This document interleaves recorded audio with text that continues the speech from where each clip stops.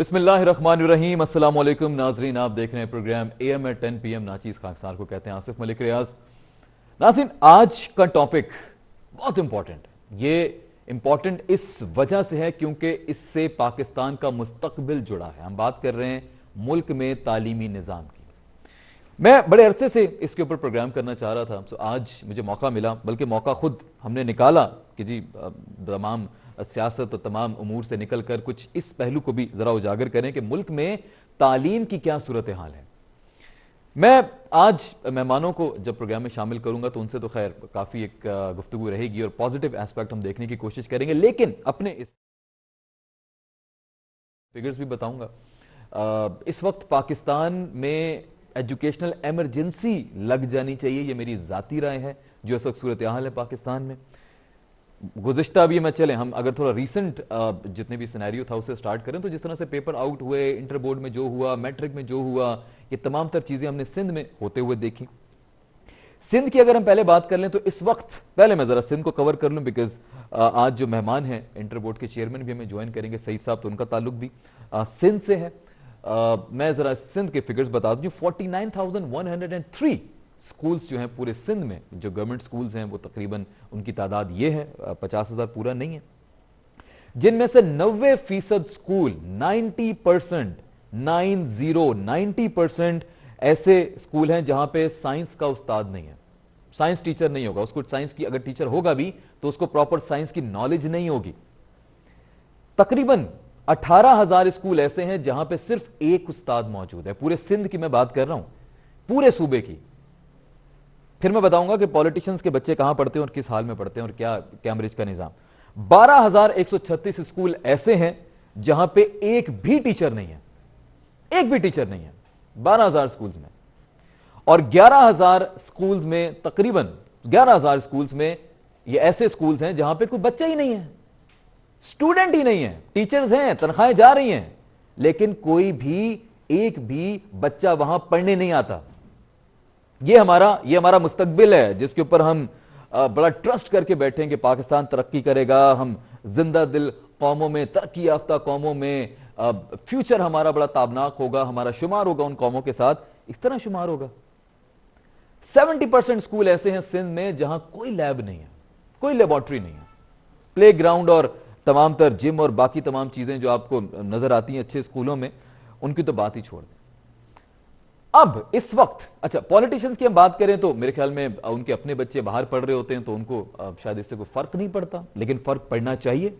मैं सिर्फ सिंध की बात नहीं कर रहा, मैं पूरे पाकिस्तान की बात कर रहा हूं कि फर्क पड़ना चाहिए।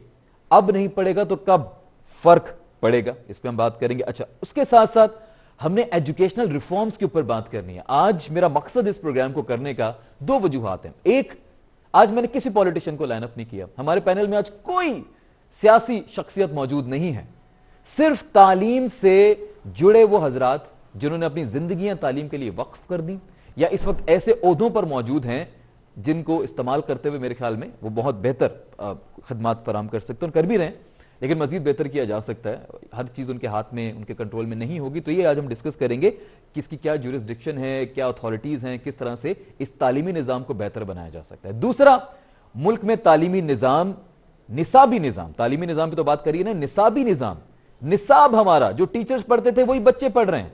आज से 15 साल बाद वही जो है पीरियोडिक टेबल भी पढ़ाया जा रहा होगा और वही एलिमेंट्स पढ़ाए जा रहे होंगे, जिसके ऊपर और खास तौर पे आईटी में इतनी सारी चीजें कि स्कूल में, कॉलेज में आप पढ़ने के बाद आपको प्रोफेशनल एजुकेशन अलग से लेनी पड़ती है। आपको कुछ आता ही नहीं है, बच्चे को कुछ आता ही नहीं है। ये बड़ी, इसके साथ साथ जो तमाम तर मामलात हुए चीटिंग के और वो सब थोड़ा सा उसको भी डिस्कस करेंगे, लेकिन मेरा जो मेन मुद्दा है वो आज पॉजिटिव सेंस में डिस्कस करना है कि एजुकेशनल रिफॉर्म्स पाकिस्तान में किस तरह से किए जा सकते हैं और किस तरह से हम उसको बेहतर बना सकते हैं। मुझे बताया जा रहा है गेस्ट हमें ज्वाइन कर चुके हैं। मैं बढ़ूंगा अपने मौजूद मेहमानों की तरफ। सबसे पहले हमारे साथ मौजूद हैं आसिम बशीर साहब, माहिर तालीम हैं, रिसर्चर भी हैं एजुकेशन के हवाले से। रिसेंटली पूरी एक रिपोर्ट भी उन्होंने तरतीब दी है कि पाकिस्तान में किस तरह से तालीम का निज़ाम बेहतर किया जा सकता है और क्या रिफॉर्म्स होना बहुत ज़रूरी है। IBA से ताल्लुक़ रखते हैं। सर, आपका बहुत शुक्रिया। आसिम बशीर साहब, अस्सलाम वालेकुम and welcome to the show. अच्छा जी, इसी के साथ साथ प्लीज चेक कीजिएगा, आसिम साहब की शायद मुझे आवाज नहीं आई, चेक कीजिएगा। इसके साथ जी हमें ज्वाइन किया है जरार हाशमी साहब ने। जरार हाशमी साहब अपने अंदर खुद माशाल्लाह एक बहुत ज़बरदस्त शख्सियत हैं, बहुत टीचिंग लेवल से आगाज़ किया, आज एक कॉलेज को ओन भी करते हैं माशाल्लाह, पाकिस्तान के लर्निंग ऐप के मालिक भी हैं। उनके भी मैं इस हवाले से भी राय लूंगा ऑनलाइन एजुकेशन के हवाले से। तो कैम्ब्रिज एजुकेशन के हवाले से आज बात करने के लिए हमें ज्वाइन किया जरार हाशमी साहब ने। सर अस्सलाम वालेकुम and welcome to the show. जी, मुझे मुझे मुझे मेहमानों की आवाज नहीं आ रही है, प्लीज चेक कीजिएगा अगर कोई कनेक्टिविटी इश्यू। जी अच्छा जी, ऑडियो प्लीज चेक कीजिएगा। तो आज कैम्ब्रिज एजुकेशन के हवाले से बात होगी। अब आसिम बशीर साहब तो वैसे ही रिसर्चर हैं, आईबीएस से ताल्लुक रखते हैं, उनकी रिपोर्ट के बारे में भी वो बताएंगे जो उन्होंने रिसर्च की, तो उसमें क्या नतीजा उन्होंने अखज़ किया और क्या क्या चीज़ें ऐसी हैं जो इस मुल्क में बहुत ज़रूरी हैं और लाजिम हो चुकी हैं कि वो करनी है, उसके ऊपर सवाल ही पैदा नहीं होता ना उसको अब डिले करने का। इसके बाद हमें, जैसे मैंने पहले बताया, डॉक्टर सईद साहब हमें ज्वाइन करेंगे और उनसे भी हम बात करेंगे। इंटर बोर्ड के चेयरमैन हैं, पहले मैट्रिक बोर्ड के चेयरमैन भी रह चुके हैं। उनसे हम पाकिस्तान में जो गवर्नमेंट स्कूल का निज़ाम है, जो इंटर बोर्ड का निज़ाम है, मैट्रिक बोर्ड का सिलसिला है, इस हवाले से हम उनसे गुफ्तगू करेंगे और जानेंगे कि वो इस तमाम तर सूरत हाल के हवाले से क्या राय रखते हैं। अच्छा, मैं बात कर रहा था इससे पहले, जब तक हमारे मौजूद मेहमान हमें दोबारा ज्वाइन करते हैं, उनको कनेक्ट किया जा रहा है, मैं बात कर रहा था एक यकसा तालीमी निज़ाम की। इस मुल्क में एक यकसा तालीमी निज़ाम होना बहुत ज़रूरी है। हमारे यहां हर सूबे का निसाब मुख्तलिफ है। अच्छा जी मुझे बताइएगा, जरार हाशमी साहब ने ज्वाइन किया। सर अस्सलाम वालेकुम and welcome to the show. मुझे जरार साहब की आवाज़ सुनाई नहीं दे रही है। मुझे मुझे मुझे जी ठीक है। जी मैं सुन सकता हूं आपको। जरार साहब बहुत शुक्रिया आपको, अस्सलाम वालेकुम, आपने ज्वाइन किया। जरार साहब आपकी तरफ मैं आऊंगा, मैं पहले जरा आसिम बशीर साहब की तरफ जाऊंगा। आसिम बशीर साहब, सर आप मुझे सुन सकते हैं? जी जी बिल्कुल बिल्कुल। आसिम साहब बहुत शुक्रिया, आपने भी ज्वाइन किया है। आसिम साहब, पहले मैं आपसे जरा बात का आगाज करूंगा। आपने मुझे एक रिपोर्ट भी शेयर भी की थी, आपका बहुत शुक्रिया, आपने इस काबिल समझा कि अपनी रिसर्च आपने हमारे साथ शेयर की।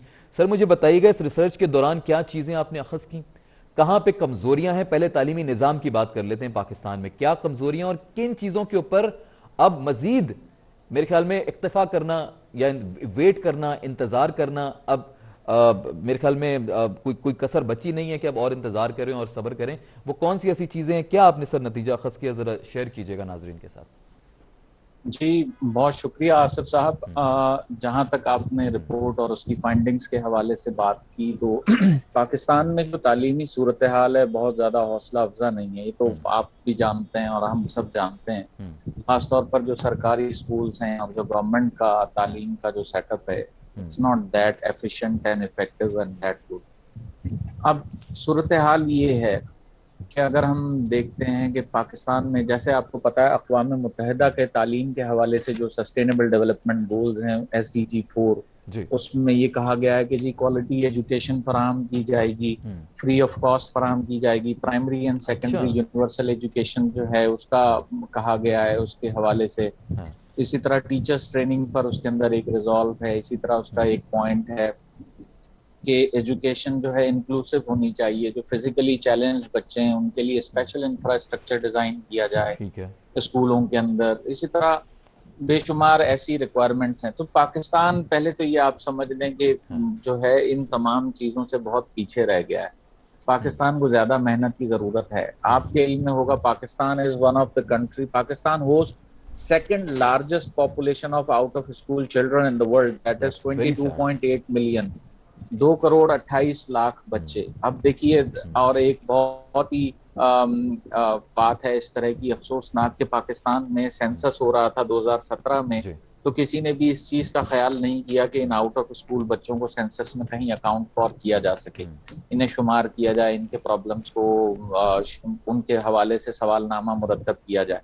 98 के सेंसस का सवालनामा। अब आता हूँ मैं दूसरी जानिब, स्कूलों की सूरत हाल, असातिज़ा की सूरत हाल, उस पर बात करते हैं। सिंध के अंदर आप देखिए, एक तो एफिशिएंसी का भी बहुत बड़ा मसला है। पाकिस्तान के तमाम स्कूलों को उठा लें, पंजाब के अंदर तकरीबन 36,000 स्कूल्स हैं प्राइमरी के, और सिंध में 38,000 स्कूल हैं।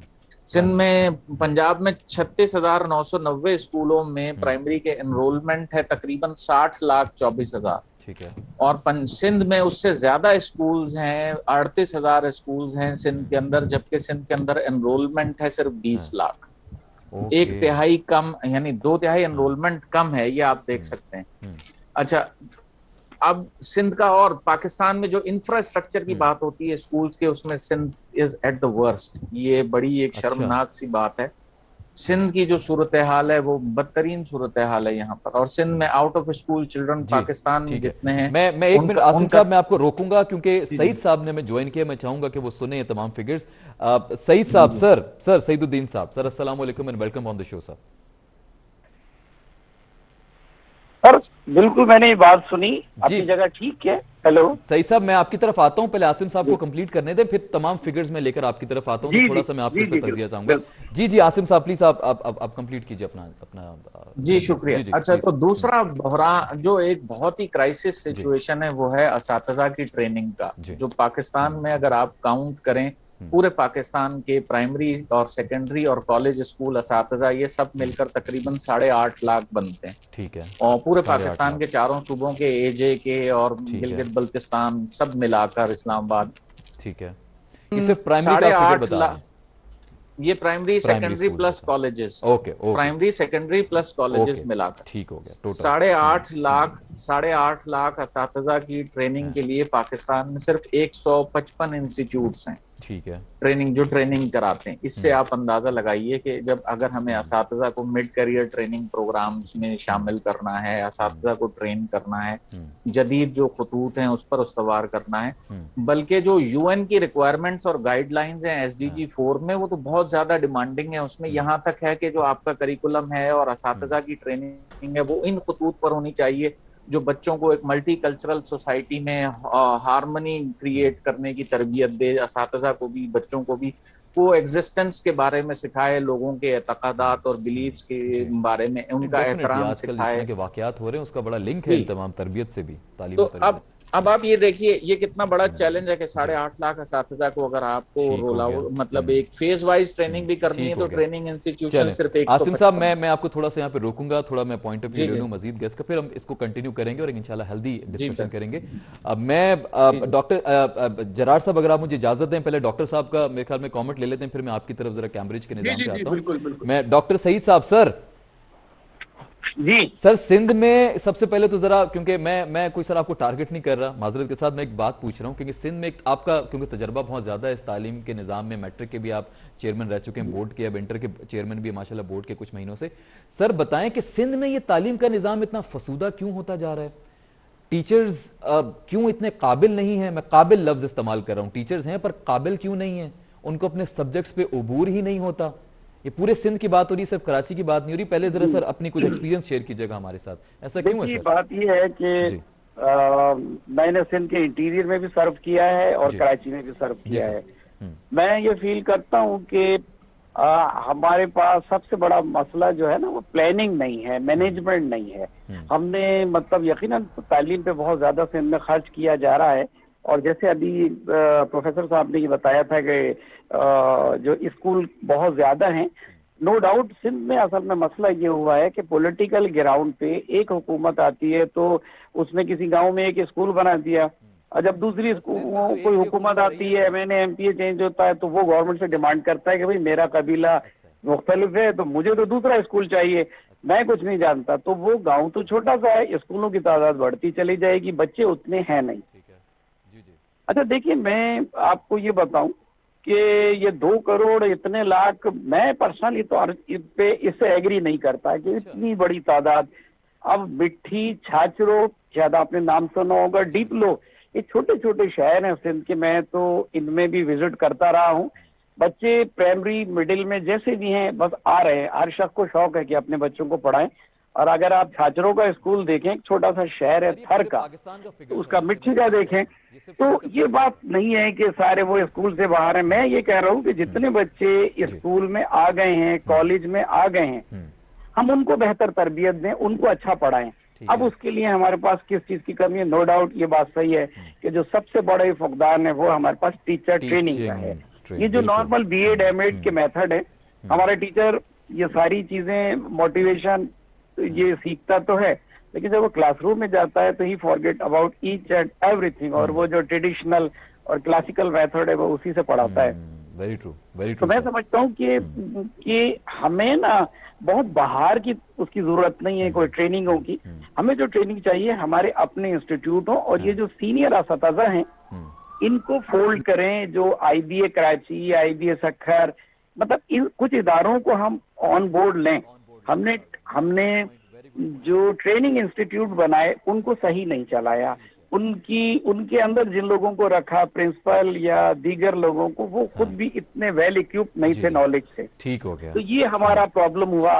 फिर जब जिन कराची में या बाकी जगहों पे मैं देखता हूँ जहाँ प्राइवेट इंस्टीट्यूशन आ गए, ठीक है वो हैवी फीस चार्ज कर रहे हैं, लेकिन उनके पास क्वालिटी एजुकेशन भी डिलीवर कर रहे हैं।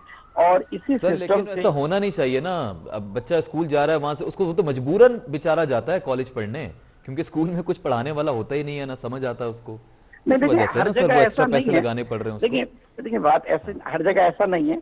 हमारे पास असतज़ा की जो प्लेसमेंट है ना, मैं कॉलेज लेवल की अगर आपसे बात करूं तो वो सब्जेक्ट वाइज नहीं है।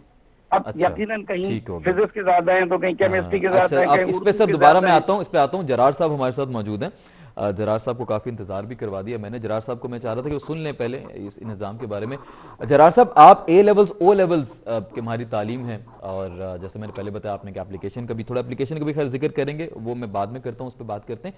पहले सर बताइएगा कि पाकिस्तान में आप कंपेयर कीजिएगा कि ए लेवल ओ लेवल का निज़ाम। अच्छा, एक चीज और जो रुझान देखने में आया है कि वो लोग जो अफोर्ड कर सकते हैं वो सिंध बोर्ड की तरफ अपने बच्चों को नहीं लेकर जाते, वो ज्यादातर ए लेवल ओ लेवल के निज़ाम को प्रेफर करते हैं। ये मेरी जाती उसमें भी नॉलेज में है, और मैंने सुना भी है तमाम माहिरीन से कि इस तरह हो रहा है कि ए लेवल्स ओ लेवल्स की तरफ तादाद बच्चों की बढ़ रही है।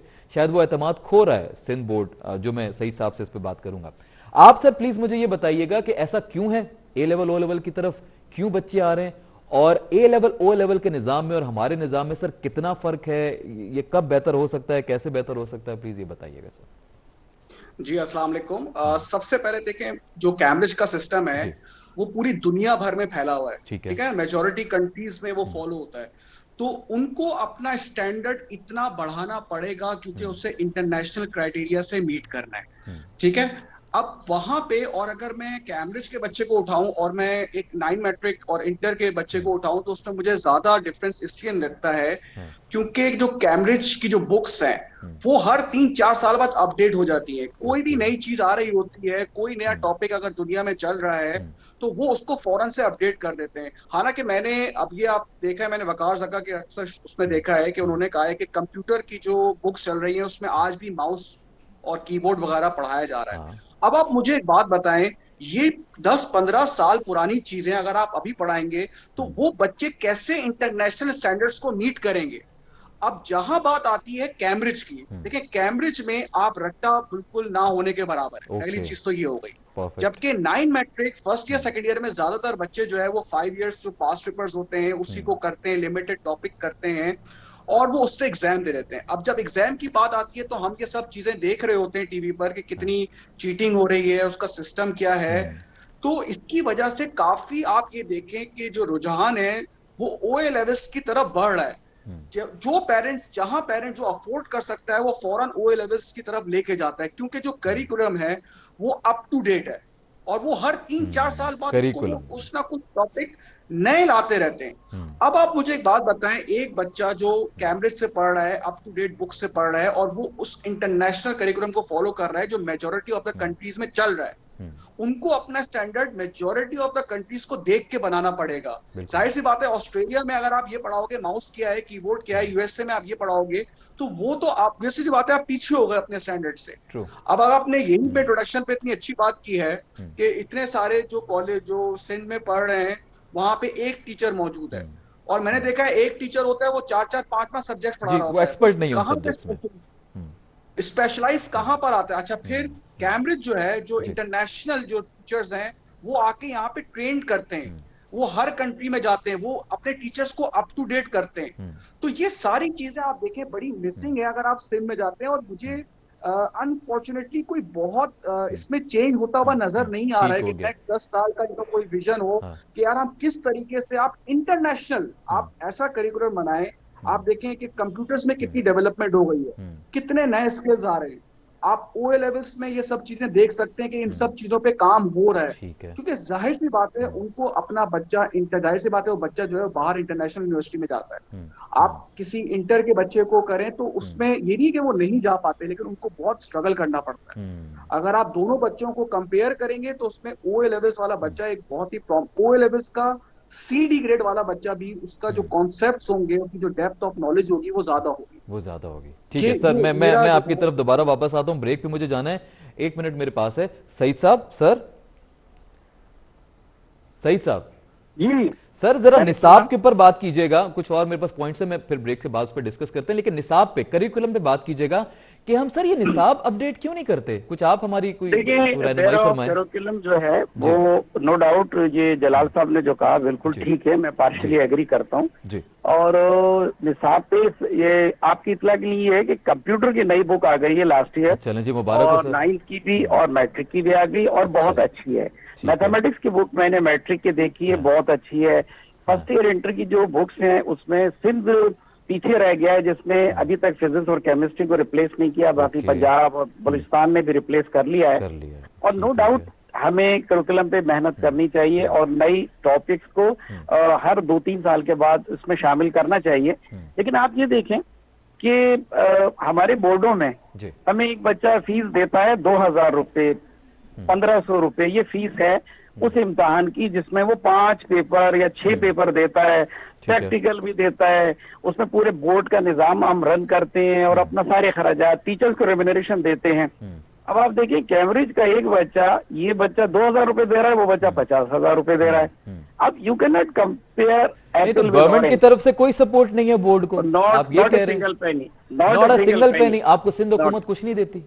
अगर आप ये देखें कि you can compare Apple with orange. अब देखिए एक बच्चा नहीं, मुझे बात तो बताएं सर, आपकी जो तनख्वाहें हैं तमाम तर चीजें वो कैसे, मतलब वो अगर बच्चे पढ़ने आएंगे तो मिलेंगी आपको, गवर्नमेंट की तरफ से नहीं है कुछ? आपकी जॉब गवर्नमेंट सरकारी नौकरी नहीं कहलाती? नहीं, ये ऑटोनोमस बॉडीज हैं। अच्छा। और इसमें ये होता है कि जो बच्चों से फीस जमा की जाती है एग्जामिनेशन की, उसी फीस से वो salaries and everything, teacher remuneration सब कुछ दिया जाता है। अच्छा, उसके बावजूद भी वो अल्हम्दुलिल्लाह मैनेज होते हैं, सब कुछ ठीक है। लेकिन बहरहाल हमारी कौम का बहैसियत मजमूई अलमिया ये है कि हम किसी पॉइंट पे कंसंट्रेट नहीं करते। ठीक है। हमें अगर कोई एजुकेशन का निजाम बेहतर करना है तो हम बहुत स्लो चल रहे हैं। अब हम 9th मैट्रिक तक कोई करिकुलम चेंज हुआ है, वो जब तक दोबारा चेंज होगा ना तब तक पता नहीं दुनिया कहाँ पहुंच चुकी होगी। मसला ये है, ये बहुत अच्छी आपने बात बताई कि चेंज हुआ है, we really appreciate that, but ये कांस्टेंट नहीं है ना। अरे देखिए, डेफिनेटली अब देखिए हम जो अब बढ़ रहे हैं, सारे बोर्ड इस तरफ बढ़ रहे हैं कि हम रोट लर्निंग से क्रिटिकल थिंकिंग की तरफ जा रहे हैं। ठीक हो गया। तो अब हमने ग्रेजुअली सर मैं आपसे बात का आगाज करूंगा वापस आके, ताकि अपना पॉइंट कंप्लीट करें फिर आसिम साहब की तरफ। लेकिन एक ब्रेक है सर, मैं आप मेहमानों से भी रिक्वेस्ट करूंगा प्लीज हमारे साथ रहिएगा और तमाम नाजरीन से भी कहीं मत जाइएगा। बहुत अच्छी डिस्कशन हो रही है, हेल्दी डिस्कशन हो रही है। आप देखते रहिए स्टार न्यूज।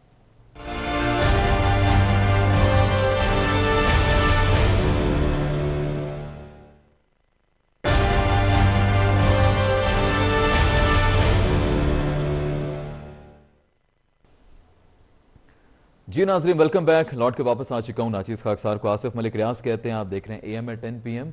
मौजूद मेहमान हमारे साथ मौजूद हैं, हम उनसे बात कर रहे थे, जानने की कोशिश कर रहे थे कि हम कहाँ लैग कर रहे हैं। वैसे तो बहुत सारी जगहों पे शायद हम पीछे हैं, लेकिन इसको बेहतर कैसे किया जा सकता है। हमें ज़रूरी नहीं है कि हम कोई बहुत बड़ी कुछ जंप्स लें, but we need baby steps at least. हर साल कुछ ना कुछ मजीद बेहतर, जिस तरह भी सही साहब ने बताया कि कुछ किताबों में तब्दीली आई है, लेकिन ये तब्दीली हर साल अगर हो जाए, हर साल एक कमेटी ऐसी हो जो मेरे ख्याल में ऐसा मुसव्विदा तैयार करे, कुछ तरतीबें लेकर आए, कुछ तराकीब दें किस तरह से इसको बेहतर बनाया जा सकता है, तो मेरे ख्याल में बहुत ज़रूरी है।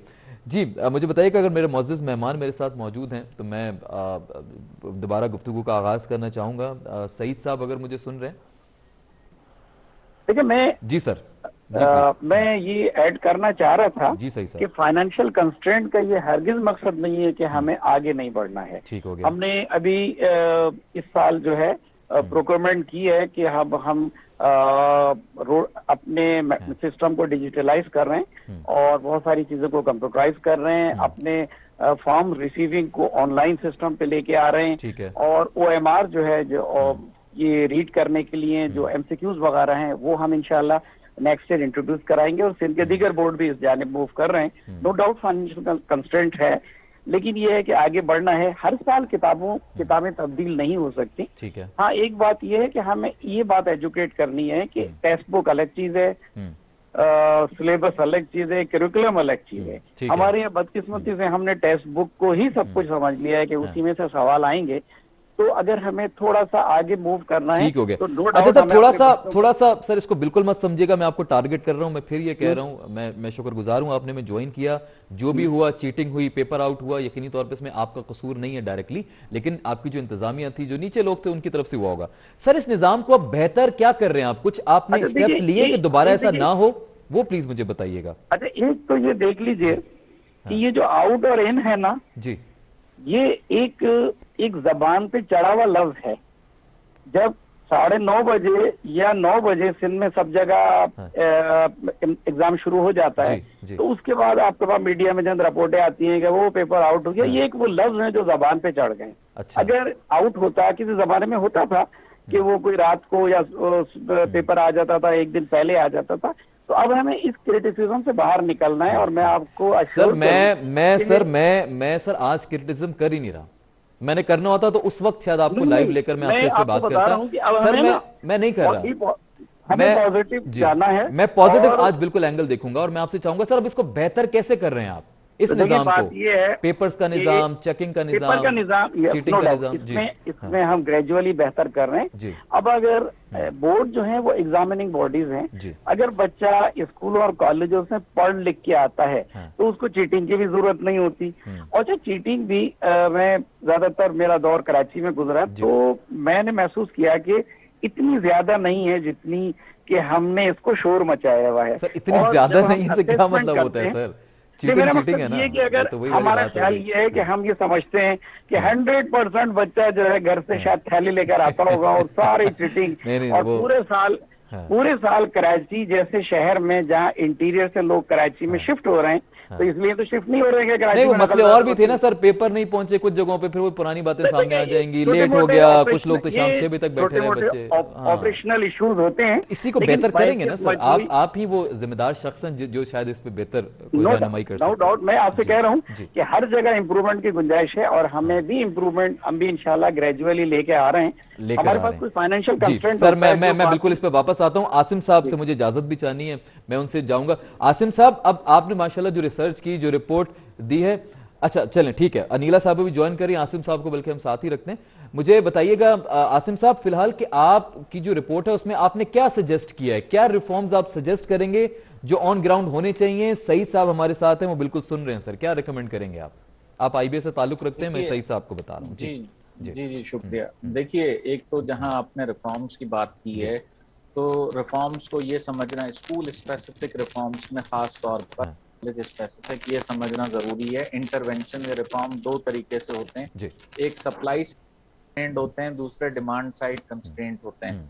यानी अगर डिमांड फॉर एजुकेशन नहीं होगी तो आप कितने ही स्कूल सप्लाई कर दें वो बेकार है। ये एक समझने की बात है। डिमांड साइड कंस्ट्रेंट और सप्लाई साइड कंस्ट्रेंट की तखसीस करना। सप्लाई साइड कंस्ट्रेंट ये है कि स्कूल के अंदर वॉशरूम्स या टॉयलेट्स नहीं हैं, तो वहां पर जो माँ बाप हैं वो अपनी बच्चियों को भेजने में रिलक्टेंट महसूस करते हैं, नहीं भेजते। ठीक है।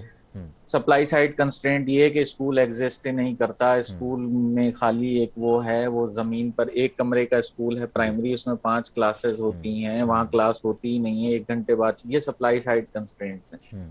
डिमांड साइड कंस्ट्रेंट ये है कि कोई शख्स बहुत दूर से चलकर अपने घर आता है। आपको याद होगा जब एक प्रोग्राम आता है एक दिन जियो के साथ, उसमें जमात इस्लामी के रहनुमा सिराजुल हक साहब से इंटरव्यू में वो पूछते हैं, सोहेल वड़ाइच साहब, कि आपने पढ़ा क्यों नहीं ज्यादा?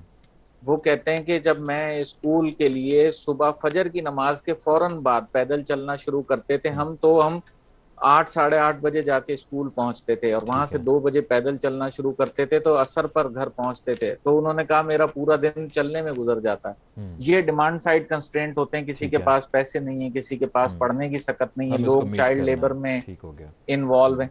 तो हमें जहां पर डिमांड साइड इशू है वहां बच्चों को बाज। इसी तरह आलमी जो हेल्थ ऑर्गेनाइजेशन है, वर्ल्ड हेल्थ ऑर्गेनाइजेशन, उन्होंने ये अपनी रिसर्च रिपोर्ट्स में लिखा है पाकिस्तान में बहुत सारे बच्चे स्कूल लेवल पर ऐसे हैं जिनके अंदर आयरन की, सारे बच्चों की न्यूट्रिशन लेवल वगैरह मुतासिर है, उससे उनकी कॉग्निटिव स्किल और पढ़ने लिखने की सलाहियत मुतासिर हो जाती है, ठीक है, और वो अपनी एजुकेशन कंटिन्यू नहीं कर पाते।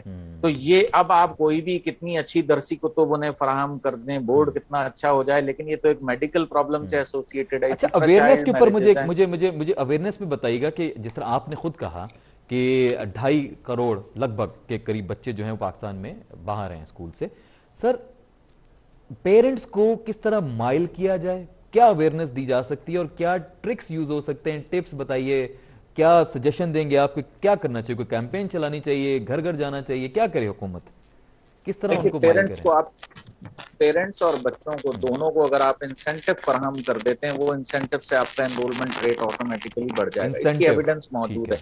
इंसेंटिव पंजाब में एक पंजाब एजुकेशन प्रोग्राम था, सिंध में एक वर्ल्ड बैंक के ताउन से प्रोग्राम किया गया था, उसका नाम है serve one and education reforms programme. उसमें बच्चियों को 1200 रुपए दिए जाते थे, तो बच्चियों की एनरोलमेंट रेट में बहुत खातिरखा इजाफा हुआ। ठीक हो गया। सर मैं आसिम साहब हमारे साथ ही रहिएगा, प्लीज। अनिला साहिबा ने हमें ज्वाइन किया है, मैं उनकी तरफ जाऊंगा, रीजनल हेड हैं सिटी स्कूल इंतजामिया की तरफ से। अनिला साहिबा, मैम आपको वेलकम कहूंगा। अस्सलाम वालेकुम। जी वालेकुम अस्सलाम। I must correct you here. I'm not the regional head. I am the principal at Gulistan George campus city. चल, thank you so much ma'am, हम तक कुछ डिटेल्स ऐसी पहुंची। मैम जरा प्लीज सर पहले तो ये बताइएगा कि अभी बात हो रही है, मैं आपको बता देता हूँ, पैनल में सईद साहब मौजूद हैं, इंटर बोर्ड के चेयरमैन हैं, जरार हाशमी साहब हैं, सीनियर ऑफिशियल हैं, कैम्ब्रिज तालीम के हवाले से भी, और माशाल्लाह अपना कॉलेज भी है उनका, और लर्निंग ऐप्स पे भी काम कर रहे हैं ऑनलाइन। आसिम बशीर साहब हैं, IBA से ताल्लुक़ रखते हैं, रिसर्चर हैं, माहिर तालीम हैं। मैम आप मुझे ये बताइएगा, आप प्लीज़ मुझे ये बताइएगा कि आज हम बात कर रहे हैं एजुकेशनल रिफॉर्म्स के हवाले से। जी। आपका ताल्लुक है सिटी स्कूल से? सिटी स्कूल जहाँ पे 17 साल से। हाँ जी, माशाल्लाह।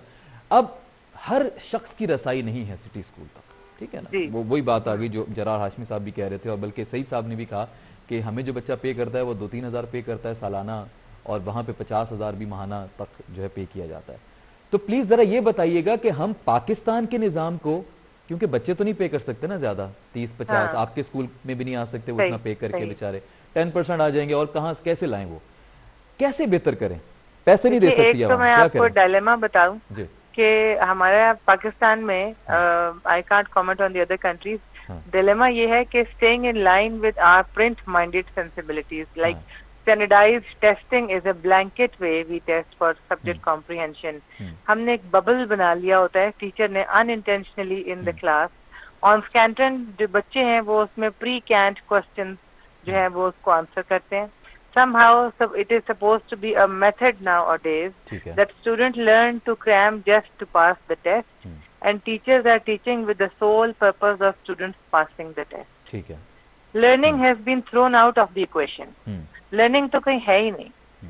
टेस्ट बच्चे का और पेरेंट का और टीचर का पाकिस्तान में ये सोल पर्पस होता है कि बच्चा टेस्ट पास कर ले. उसकी लर्निंग क्या है, वो प्रैक्टिकली हैंड्स ऑन एक्टिविटी कर रहा है, वो उस टॉपिक को, उस लर्निंग को रिप्रोड्यूस कर सकता है, उसको अपने वर्ड्स में एक्सप्लेन किसी और को कर सकता है. ये चीज पे हम काम नहीं करते. ठीक है. आप मैट्रिक और इंटर बोर्ड के बारे में ये कह रही हैं कि हमें अब वो, जिस तरह बल्कि जरार साहब ने भी यही बात की थी कि 5 ईयर पढ़ के 3-3 पेजेस का जवाब वो रट्टे मार रहा है, मैं आपको बताऊं जो मायोपिक टनल विजन है ना, and this I would say this equation के work hard and live less culture has to be transformed now into common sense practices and holistic teaching environment. जी, perfect. हमारे पास holistic teaching environment नहीं है इस मुल्क में, जिसकी वजह से हमारा बच्चा सफर करता है, गवर्नमेंट स्कूल हो या प्राइवेट स्कूल हो.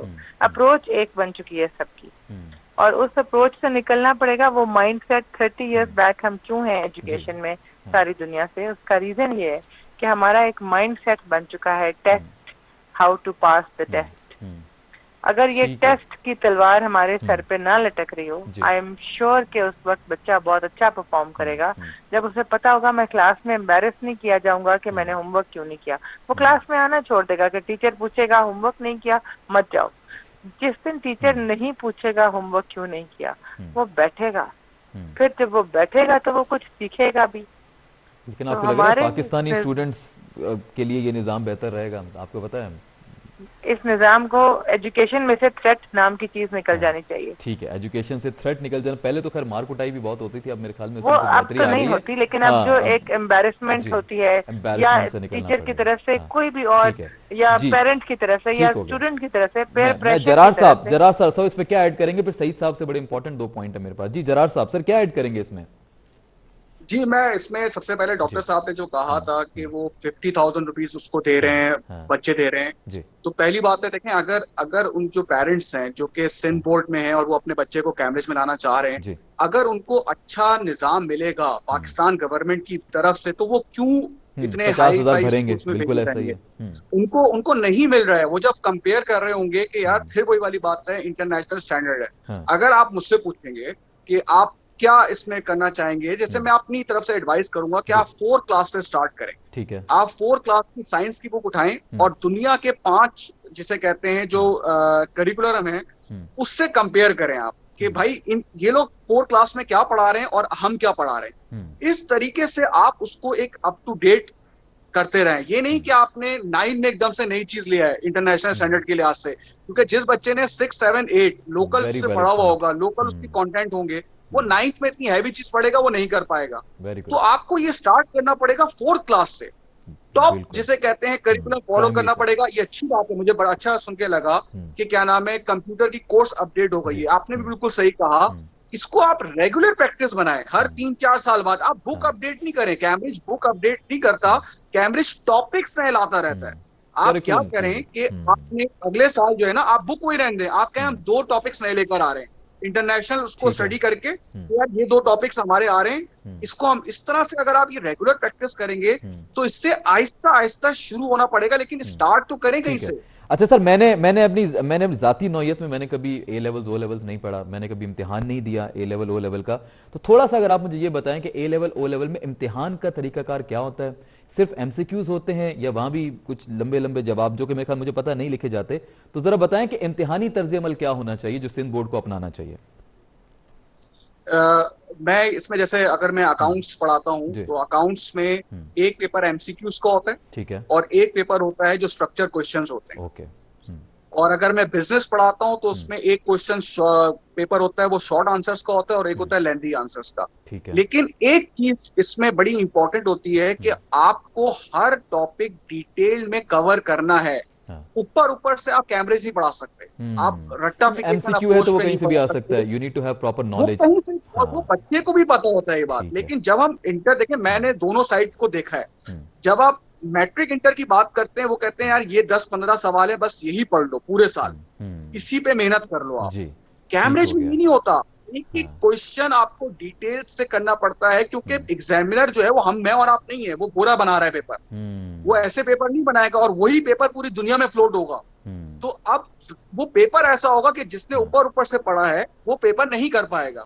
तो इसकी वजह से स्टैंडर्ड हाई होता है एजुकेशन का, ये इसमें एक इंपॉर्टेंट चीज है। ठीक है, ठीक हो गया। जी सईद साहब, सर हम अपना तालीमी निज़ाम में ये, क्योंकि माशाल्लाह मेरे ख्याल में ये तो आपकी अथॉरिटी में होगा भी, इस पे आप कुछ आवाज उठाएं तो बेहतरी आ भी सकती है, ये हम सर ये 5 ईयर से कब निकलेंगे? पिछले 5 साल पढ़ के आ जाओ, ये रट्टे मार के आ जाओ, सर ये रट्टा निज़ाम थोड़ा सा इसको खत्म कर सकते हैं? इम्तिहान का तरीका बदल सकते हैं? कुछ हो सकता है सर ऐसा कि हम सबको रोट लर्निंग से हमें चीटिंग भी खत्म हो जाएगी सर इससे, जब पता ही नहीं होगा कि जी आप मेरी बात, जी प्लीज सर प्लीज। हमें रोट लर्निंग से क्रिटिकल थिंकिंग की तरफ जाना है, पेपर को हमें मॉडरेट अपडेट करना है।